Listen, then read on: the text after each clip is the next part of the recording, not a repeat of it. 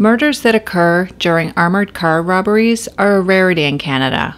There were 2 Montreal guards who were killed during a heist back in 1973 and again in 1994, and since the year 2000, there have been more than 85 armored car robberies in Canada, resulting in only 5 deaths, but countless physical and mental injuries. These guards replenish bank machines with cash, and are one of the only jobs in Canada handled by a civilian who are required to carry a firearm while on the job. Because of this, guards are expected to be well trained and their backgrounds thoroughly checked. In order to carry a firearm, an individual would need to apply to the federal firearms officer in that jurisdiction. Use of force training and a training course on firearm use would also be required. And many security companies also provide their own training. Background checks are usually done by hiring companies, including a history of drug abuse, mental health issues, and criminal background. But one man was able to slip through the cracks. The event that took place on June 15, 2012, was thought to be the deadliest armored car robbery in Alberta's history. About 12 minutes after midnight on June 15, 2012, a 5-person G4S Cash Solutions security team arrived in an armored truck and white G4S minivan to the Hub Mall on the University of Alberta campus. This mall was also a residence for students attending the University of Alberta in Edmonton. The bank machines at the Hub Mall were the guards' 3rd stop on their route, and they had already been making cash deliveries for 2 hours up until this point. The group, consisting of 2 guards and 3 trainees, were there to restock the ATM machines at the TD Canada Trust with cash. 21-year-old Travis Baumgartner, 35-year-old Brian Ilsick, and 26-year-old Matthew Schumann were the trainees. Michelle Shigelski, age 26, was the trainer. The team also included 39-year-old Eddie Rejano, who worked part-time at the Wild West Shooting Center at West Edmonton Mall. Travis Baumgartner was in a horrible mood that night, although he hid it well from his co-workers. His mind was distracted by money, or how much of it he owed. Travis owed $58,000 for a dark blue 2011 Ford F-150 he recently purchased with a loan his mother co-signed. Travis loved this truck, even though it forced him into massive debt. The night of the shooting, he had only 26 cents in his bank account and owed at least 2 friends money. He was also getting a reputation amongst friends as a guy who could never pay his own way. Even his own mother was starting to pressure him about money. That night, before he began his shift at 7 p.m., the two argued about rent money that he owed her. Travis's mother, Sandra, would later go on to say that during the argument, she barely recognized her son, that he was a different person and cold. Before he left that evening, he told his mother that he had a plan. Quote, "It doesn't even matter. I'm not coming home, so don't worry about it. You'll get your money."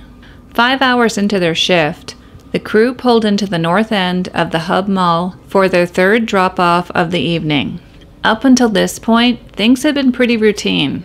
Eddie Rejano stayed outside near the armored truck, while the other 4 went inside to fill a pair of green TD bank machines. They could only deposit the money inside a small, secure vestibule just behind the machines, and only Brian Ilsick had a key. Brian Ilsick and Matt Schumann crouched down to fill the machines, while Michelle stood and watched. Travis Baumgartner would stand behind all 3 of them. Each member of the team held a .38 caliber revolver and 2 speed loaders of hollow point rounds, so each had a total of 18 bullets. Travis Baumgartner saw his opportunity, drew his .38 caliber pistol, and emptied the gun into his fellow co-workers. He shot Matt Schumann in the left side of the head, then Michelle Shigelski in the back of hers, and then fired 2 shots point blank into Brian Ilsick's head. For some unknown bizarre reason, Travis also fired 2 shots into the wall. It all happened so fast that none of the 3 had time to draw their weapons, and Michelle and Brian would die instantly. Travis then left Schumann to die and walked out of the vestibule, with the door automatically locking behind him. He rushed back through the Hub Mall and quickly reloaded his gun with a speed loader. When he was back outside, he walked towards Eddie Rejano and shot him in the face. Travis would shoot Eddie twice more after he fell to the ground, before jumping inside the armored vehicle and driving away. Although students at the nearby residence heard bursts of gunshot, they didn't think anything of it because apparently this area had unusual noises 24/7. For the most part, the campus was quiet, but it was hardly deserted. There was the LRT train that still moved through the underground station, and buses still pulled up every half hour. Across campus, students often walked between buildings after late-night study sessions or parties. If any student ever felt unsafe, they called Safe Walk, a volunteer walking companion group. Two of these volunteers were Ashley Morose and Safira Natel, who were entering the Hub Mall near the Rutherford Library when they immediately heard a loud thud at the north end of the mall, near the bank machines. They weren't concerned at first, but decided to investigate the noise. When they reached the secure door beside the ATM, they saw a bright puddle of blood seeping underneath the door. On the other side of that door, Matt Schumann was lying on the floor in agony, with a .38 caliber bullet lodged in his brain. At the time, Matt didn't even realize he had been shot, but also recognized the metallic smell of blood pooling underneath him. He also didn't know if Michelle and Brian were dead or just unconscious on the floor beside him. The thick door to the vestibule was locked, but Ashley and Safira could hear Schumann screaming for help and told him that help was on the way. He would beg for them to hurry, and his shouts would attract other students who realized with horror that the sounds they heard minutes before were gunshots. During this time, there were a ton of confused 911 calls describing the shots fired and Matt Schumann screaming. The two Safe Walk volunteers had no idea that there were two bodies inside the room with Schumann, and they also had no idea that Eddie Rejano was dead on the pavement outside the Hub Mall doors. But police and ambulance were on the scene in minutes after the 911 calls began. At this point, police are still not sure what happened, or if the shooter or shooters were still on the scene. Police would discover Eddie Rejano's body as they arrived. His .38 caliber was still in his holster, his bullet-resistant vest was on, and around his body were .38 caliber bullet casings. Staff Sergeant Eric Johnson was the first to arrive on the scene, where he found the body of Eddie Rejano lying on the street, and after checking for a pulse, raced upstairs to the ATM where he heard a man screaming for help inside the vault. The door of the vault was locked from the inside, and police didn't have a way to open the door. With more blood flowing underneath the door, there was no time to wait for a key. 6 officers would attack the door using a battering ram, an axe, and a sledgehammer to smash their way inside. Cell phone video captured by a student would show the frantic hammering of the battering ram, with police desperately trying to break through the heavily armored TD Canada Trust door. Inside, Schumann was heard screaming again, as he thought the attacks on the door were more gunshots. At first, police can only open a small hole in the door and look through, and what they saw was horrific. At least 3 bodies were inside, with one person screaming for help. Officers tried to make sense of the bizarre and bloody crime scene. No one yet knew Travis Baumgartner was missing from the G4S security team. Besides the dead and the wounded, no one knew he had been there at all. Finally, after 2 minutes of attacking the door of the vestibule, officers made their way through. Inside the ATM vault, police found 3 guards down, each one shot in the head. 2 were dead at the scene, but one of the guards, Matt Schumann, was still alive. The dead guards inside the vault were Michelle Shigelski, age 26, and Brian Ilsick, age 35. The bodies of Michelle Shigelski and Brian Ilsack were dragged out of the secure area to allow paramedics more room to work on Matt. Around this time, police soon realized that Travis Baumgartner was unaccounted for. They needed to know if he was another victim or the perpetrator. Thank you everyone for coming this morning. We are dealing today with what can only be described as a horrific act of violence. At approximately 12:10 a.m. this morning, several employees of the armored car company G4S were making a delivery to a bank located in the Hub Mall on the University of Alberta campus. At some point during the delivery, 3 of those employees were shot at a location inside the mall. A 4th employee was shot outside the mall. Of those employees, I can confirm that 3 are dead and a 4th is in hospital right now. A 5th employee is a person of interest and is part of an intense police investigation that started in the early hours this morning.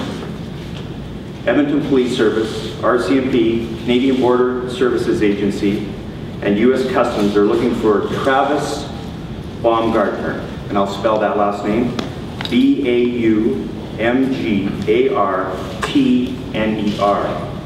He is a 22-year-old male born May 16, 1991, and is believed to be driving a dark blue Ford F-150 truck with the Alberta license number ZRE724. If anyone should spot this individual or his vehicle, they should call police immediately and not approach him or contact him in any way. His involvement in this morning's shooting is not clear to us at this point, so his status to us is still a person of interest. The whole thing didn't make any sense. The security team wouldn't have stalked the ATM with an unauthorized person in the room. Baumgartner, who was the youngest and the largest of the group, was the only one besides the victims who had access. No one else could have been inside. The crime scene had all the hallmarks of a calculated, cold-blooded heist, about as far from a random campus spree killing as you could possibly get.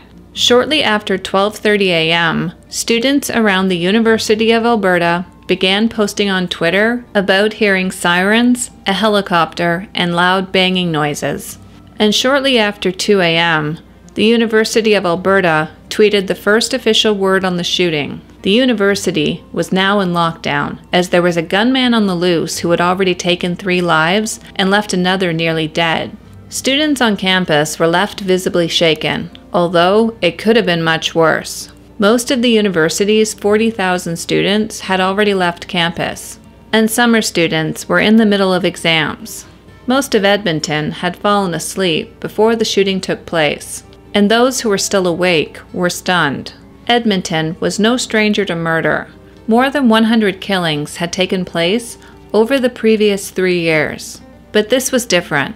This was a mass killing, a robbery, a school shooting, and a workplace slaughter all at the same time. Meanwhile, as the city of Edmonton slept, Travis Baumgartner parked the armored G4S truck on 47th Street, near the main G4S building.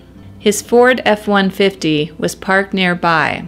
He took roughly $360,000 in cash, put it in his truck, and sped away. Security footage from a nearby building showed a tall man leaving an armored vehicle and running with a duffel bag in hand to a nearby dark-colored truck that appeared to be a Ford F-150. Travis Baumgartner quickly became the prime suspect. By 3 a.m., investigators had a description of Baumgartner's truck. Alberta RCMP, Edmonton Police, and even the border crossings were on the lookout for his vehicle. During this time, he made several stops and dropped off some stolen cash at friends' houses. Travis then went home and left $64,000 on the kitchen table he shared with his mother. He then changed his clothing and left his bloody uniform for detectives to find. He then swapped his license plates with his mother's vehicle and was officially on the run. Sandra Baumgartner woke up to the news of an armored truck robbery and murder at the university. People were dead, there was a pile of money on her kitchen table, and Travis's work boots were in her home, covered in blood. And by that evening, 21 hours after the shooting, Police issued a statement on her behalf, begging her son to turn himself in. And I'll start this off. We had the opportunity to speak to our suspect's mother, her name being Sandy Baumgartner, and she wanted me to read a plea to you, to the media, and to the citizens of our city, and to the rest of the people in Canada, a plea to her son to turn himself in. I'm going to read verbatim what she said here. She said, "Trav, I'm sorry that we had an argument last night and had bad words between us, but I want you to come home and do the right thing. Let's work this out together." She then stated, "As your mother, I ask that you come forward now and take responsibility for your actions. Please, Travis, I love you. I'm pleading with you with all my heart to end this without further bloodshed. As your mother, I promise to you now that I will be there by your side for you. You're not alone, Trav. Please, I love you. I want to help you. Call me now and end this peacefully." I think it's important to state as well that Mrs. Baumgartner wanted me to pass along her sincere, deep, heartfelt sympathy to the victims' families. She would have preferred to deliver condolences herself, but you can probably well understand she's quite upset by all of these events. She's in a state of shock, and she just wants Travis to turn himself in. Meanwhile, outside of her home, the neighborhood was crawling with police dogs and tactical officers, and the public would learn about Travis for the first time. Portions of the road were blocked off throughout the afternoon, and a pair of detectives moved from door to door along the street. During this time, however, Travis was speeding southwest towards the British Columbia border. When he reached Banff, he stopped to throw his gun and vest into a river. Meanwhile, police began to inform the devastated families of the murdered security officers that their loved ones would not be returning home. Michelle Shigelski was a newlywed for only 7 weeks before she was murdered, and was 2 weeks shy of her 27th birthday. She grew up in high-level Alberta, where her father, Peter Ernst, was the mayor of the town at the time of her murder. Growing up, she was an army cadet and dreamed of joining the military, but health issues prevented her from enlisting. After graduating high school, she moved to Edmonton to go to the University of Alberta and graduated in 2007 with a Bachelor of Arts majoring in psychology and minoring in philosophy.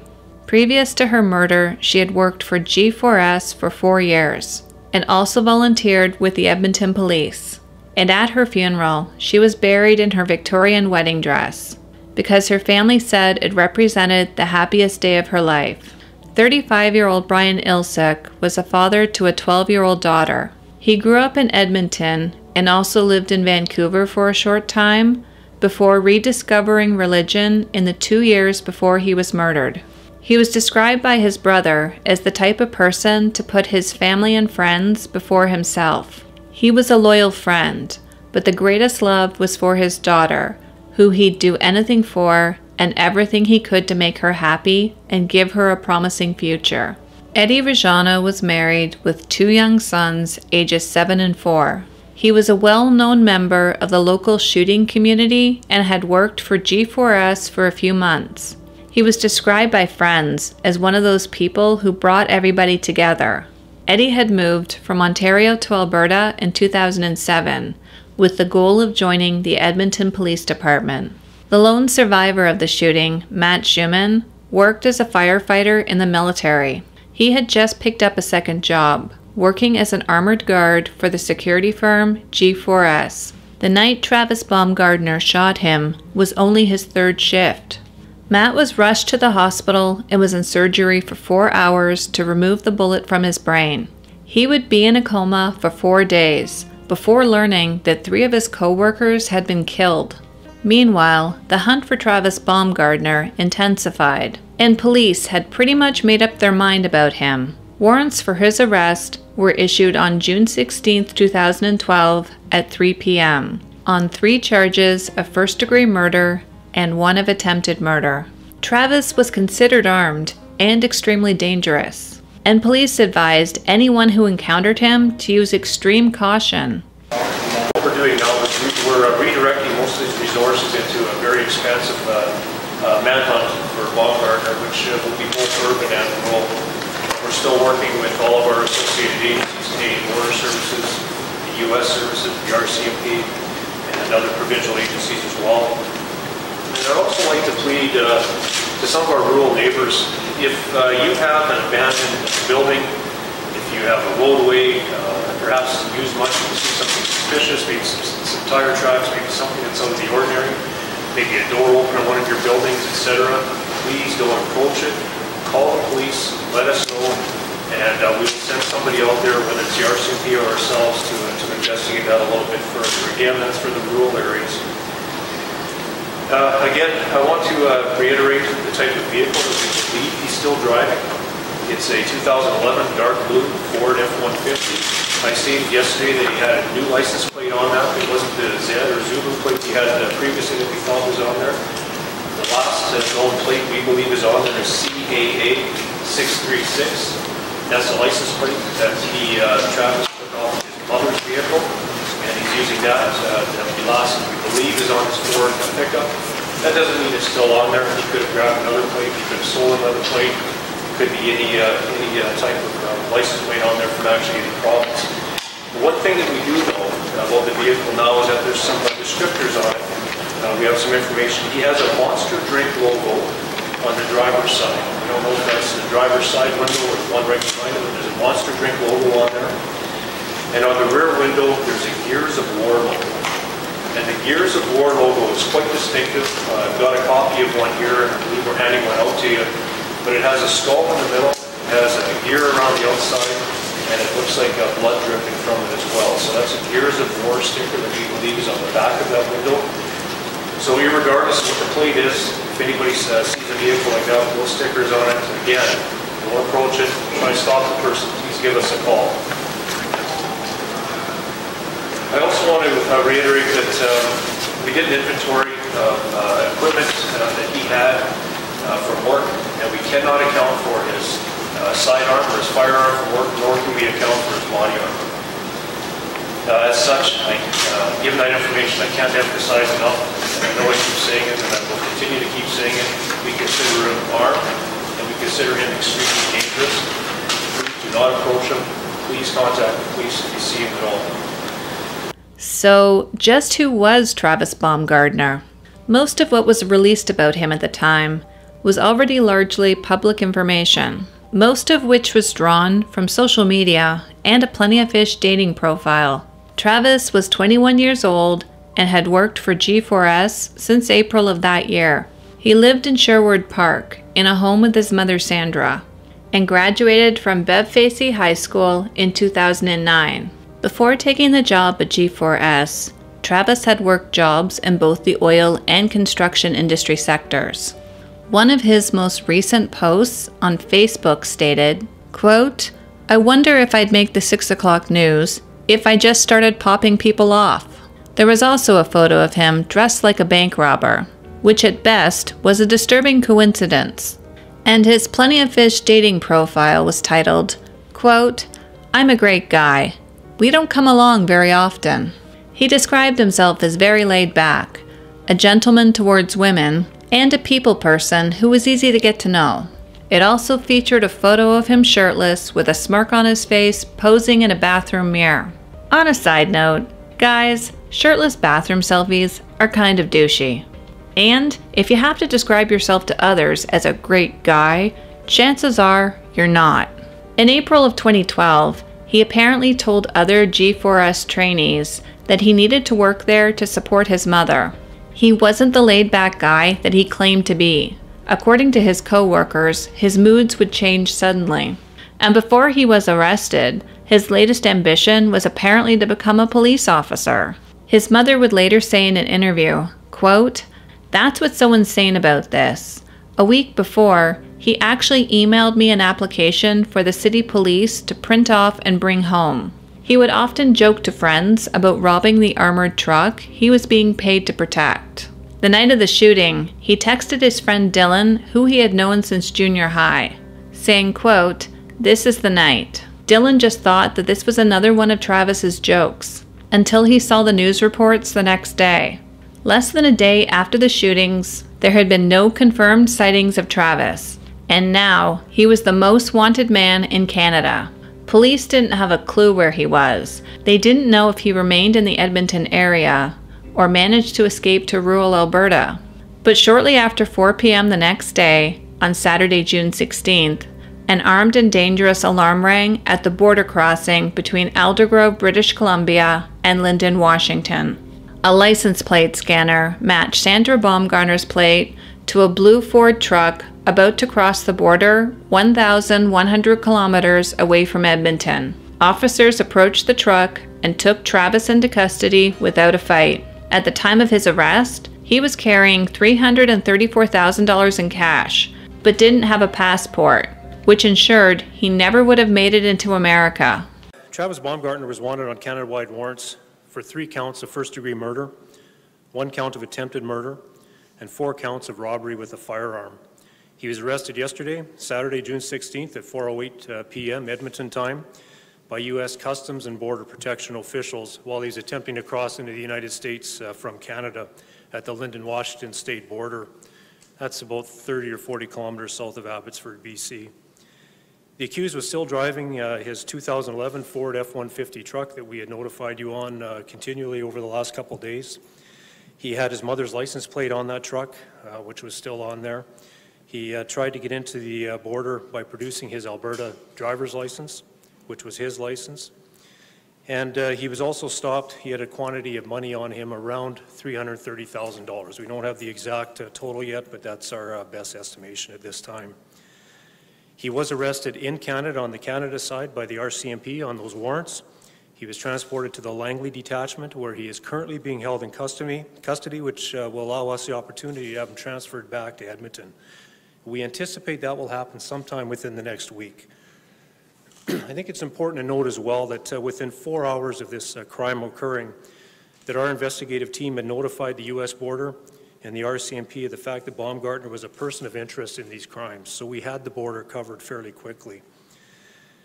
Mr. Baumgartner was arrested peacefully and without incident, and which was the best outcome that we could have possibly hoped for. He was arrested. It's important to note that he was arrested and in custody in just under 48 hours from the time that we notified border officials and police agencies across North America early Friday morning until Saturday afternoon.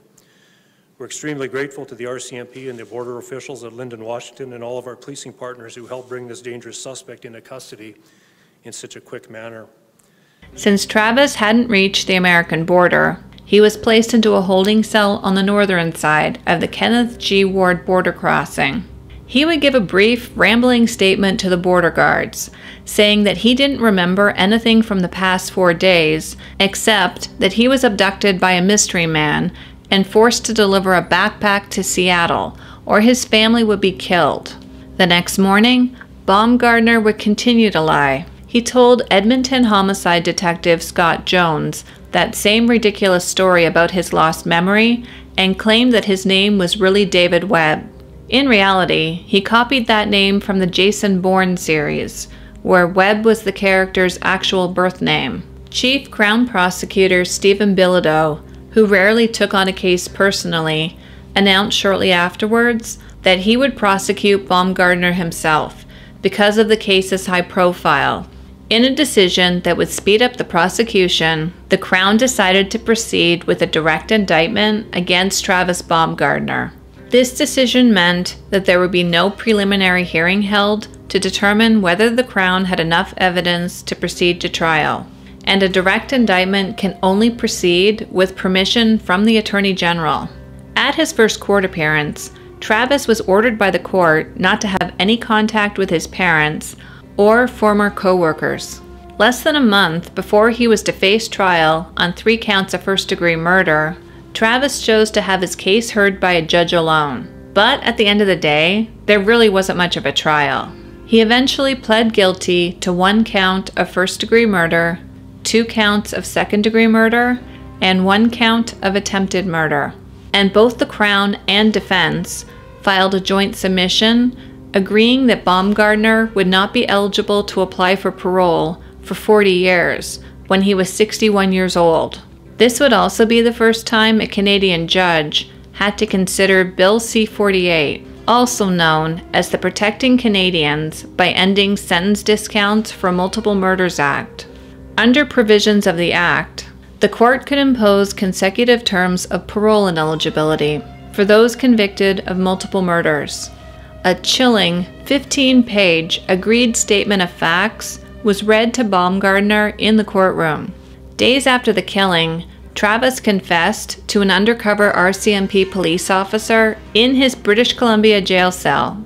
At the time, Baumgartner thought he was speaking to a fellow inmate. He would tell the officer the same story of amnesia and details stolen from the plot of Jason Bourne. He even had a description of the fake individual he claimed would kill his family. But just before 5 p.m. that evening, he gave up the lies and confessed to the murders, and said that what he did was a blind rage, saying, quote, "I did it all. I killed those people and robbed their truck." He also told police he purposely aimed for the heads of his co-workers.